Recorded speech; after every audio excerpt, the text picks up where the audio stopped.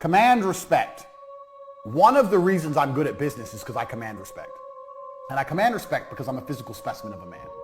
Because there's something evolutionary about humans. And if you're a person who's viewed as strong, people respect you and people trust you. If you want to run a business, one of the best things you can do is go to the gym. And people will see, okay, well, he's obviously not afraid of hard work. He's obviously disciplined. There's some things that are spoken without being spoken. It helps in business every possible way. Go to the gym. I'm not saying you have to beat anyone up. I'm saying if you command a physical presence, your words have more weight and it helps in business across all things. It's never gonna detriment you to be bigger and stronger in life. Being bigger and stronger and commanding physical presence will always help you. It shows discipline and it makes your word more valuable. People just believe you more. If you wanna run a company, start going to the gym, get big, get strong. It's gonna help you make money. I guarantee you it's gonna help you make money. You don't need happiness to be competent. You're supposed to feel respected. And you're going to do that via competence, hard work, dedication, and becoming somebody worth respect. It's kind of interesting because I actually believe that respect is more important than happiness for men. The men who are truly respected don't need to chase happiness because when you talk, people listen. How could you be happy as a man if when you say things, nobody listens to you? You say X and your wife ignores you, your kids ignore you, and all the men around you laugh. Are you truly happy in your heart? No, you're going to be happy when you're respected. You're supposed to feel like there's so much that needs to be done. You're supposed to feel like you could have so much more from your life. You're supposed to feel motivated and on fire. I don't know where anyone got this idea that life was created and God created us all and built this entire world for us to sit here and just smile all day. If you're constantly chasing respect or importance, perhaps you will have a far more remarkable life filled with achievements. So you have to ask yourself, do you want to be an important man who is respected, or do you want to be happy? If you don't feel happy, good, you're not supposed to. You're supposed to feel respected. You make women respect you by being a person who's worthy of respect, the same way you make a man respect you. If society respects you, females will respect you by an extension. And there's lots of ways you can do that. Obviously, having money helps with that. Having a good job helps with that. Having a nice apartment, nice car obviously helps with that. Being in good shape helps with that. Being smart, being witty, all these things help. But this is the reality of life as a man, is that you have to build your value. People say to me all the time, oh yeah, Tate, you get girls. I said, I got girls because I became a kickboxing world champion. That's thousands of hours in the gym. I had to do it myself, so you have to build it as a man. This is just the unfortunate reality. If you're not prepared to do any work at all, you're gonna suffer. You can't hack having a personality. You can't trick a girl into thinking you're something you're not. If you want a woman to really respect you, then be a man worthy of respect. And on top of that, one of the easiest ways to be a man worthy of respect is to refuse to take disrespect. I see so many guys who let women disrespect them all day long. I think we all agree women shit test men. And you have to be able to handle that and deal with it in a very, conservative way. Obviously, you can't flip out and be crazy. But I've been on dates with girls where they've just pushed it too far. Guys like you think this and blah, blah, blah, just insulting me basically after about 5 minutes. I was extremely polite. I said, look, I'm sorry. You're an independent woman, so you can pay for your food. I'm uninterested in speaking to you any longer. I'm leaving. And when I left, I've never had a girl chase me so hard. They don't disrespect me. I'm not taking you on a meal to be disrespected. And guys take this crap from girls all the time. I see it all the time. Girls making fun of them, or girls on a date, or a girl talking to other guys while she has a boyfriend. I know the modern world says that's cool. To me, that's absolute disrespect. You're with me and you love me and you want to text this dude all day, and I'm supposed to sit here and let you? You either stand up and say, get out my house and I never want to see you again, or stop texting that guy. And if you don't stand up as a man, it's only a matter of time till she sucks some other dick anyway. I mean, this is the harsh reality of the world. I've seen it over and over and over again. I think a whole bunch of things women do by standard nowadays are disrespect. My view, and this is why I'm seen as an extremist, is that my view, the only happy relationship that can possibly exist is with a man leading and a man in charge. Any other relationship is always misery. If you're laying in bed with your girlfriend and someone breaks in the house, who has to go downstairs and risk their life to defend the other? So if I ask you for a cup of coffee at dinner and you want to complain, I'm like, so I have to risk my life. Someone tries to rape you on the street, I'm the one who's going to die protecting your honor, but you have a problem making a cup of coffee? Then if I said to my girl, can you make me a cup of coffee? And she said no, I just find that extremely disrespectful. I'd say, okay, well, if you're not going to make me a cup of coffee, I don't see the point in this relationship. This is the thing. Responsibility and authority are linked. If you're responsible for someone or something, you have authority over someone or something. If you're responsible for, let's take a child, You're responsible for that child's safety. You have the authority to tell that child not to put his finger in the plug socket. Captain of a ship has responsibility for that ship. So he has authority over everything on the ship, because if the ship sinks, it's his fault. So if I have responsibility over a woman, I have to make sure she's taken care of, her physical needs are met. If she has financial needs, they're met. I'm her rock if she gets upset. I'm responsible. I have no problem being responsible. My problem is if I'm responsible without the authority I deserve. So if a captain's responsible for the ship, but all the shipmates told him to fuck off and didn't listen to him, how can he possibly do his job? If I'm responsible for the girl in the relationship, then I deserve the authority that comes with it. I'll make sure you're fine. I'll take care of you. I'll keep you safe. I'll protect you. But if I want a cup of coffee, I expect you to make me a cup of coffee. Because with the responsibility comes authority. If you're in a relationship where you have all the responsibility, but no authority at all, then what's the point? What are you adopting it for? What are you adopting the responsibility for? And this is what a lot of women try and get out of their men. They want their man to be responsible for them and all their problems, but they don't want to listen to anything.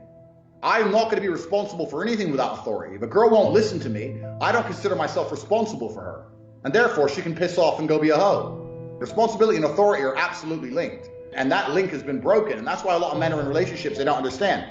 I have guy after guy message me saying, I don't know what to do. My girlfriend's talking to this guy. He's her friend since school. I'm like, bro, you better tell her to get out the house or stop talking to that guy. He's like, oh, but she might leave. If she chooses to text another guy over live with you, how long is it till she fucks him?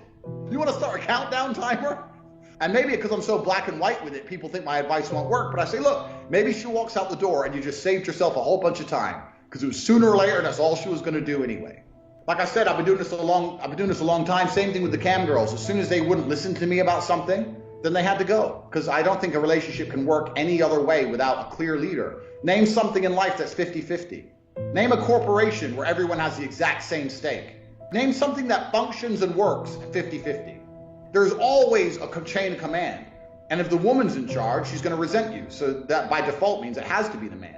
So you have to make her respect you and take charge of the relationship and keep things under control. That's my view of it anyway.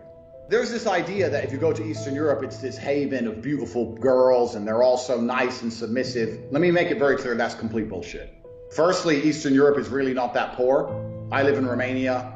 There's a Lambo garage 2 miles from my house. You go to the club, it's full of people popping 20 grand in champagne. Now, there's plenty of money here, so girls can find money. And also, Instagram has changed the game. The idea of some village girl who's a 10 who doesn't realize she's a 10, that's long gone. I've met girls from villages here with like 400 people who are sitting on 100,000 Instagram likes. They know their value. The difference between Western and Eastern European women is this. Western women are easier to sleep with. Eastern European women are harder to sleep with. But Eastern European women in general are more loyal, so they're harder nuts to crack, but if you get them, they're more likely to stay with you and be girlfriend material. Whereas Western women, you can bang after a bar crawl, but she ain't worth shit. If you want, I say this all the time, people say to me, because I've been to 72 countries, they say, where's the easiest place to get laid? I say, Northern England. You'd have to try very hard to not fuck something. Because they just have no values, and they drink too much, and they have very little standards for themselves, and they're just, they bought into the whole feminist Western lie, and they're completely prepared to bang a bunch of dudes because they think it's normal.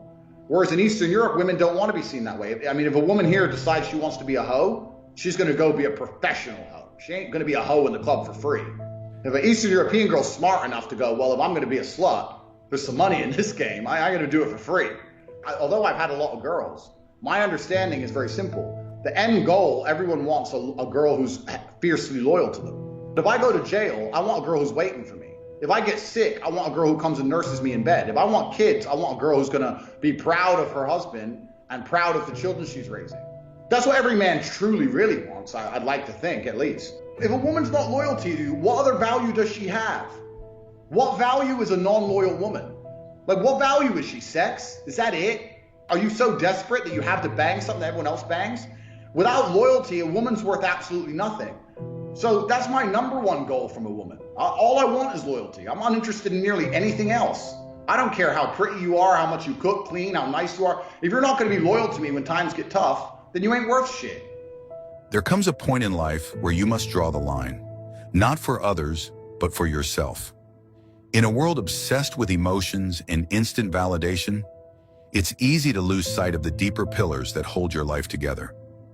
Your self-respect, your dignity, These aren't just lofty ideals, they're your spine, your anchor, your code. And without them, you're just a leaf in the wind, blown around by how you feel on any given day. But here's the truth most people won't tell you. Your feelings will lie to you. They will beg you to quit when the climb gets steep. They will whisper weakness in your ears when strength is required. They will tell you it's okay to settle, to compromise, to make excuses. But your self-respect, it doesn't waver. It stands firm when the storms of emotion hit. It keeps you upright when every fiber in you wants to crumble. Dignity is not comfort, it's discipline. It's choosing character over convenience. It's doing the hard thing, the right thing, even when no one is watching, especially when no one is watching. That's when your true self is revealed. Because while feelings come and go, respect for yourself lasts. Dignity doesn't disappear when the pressure turns up.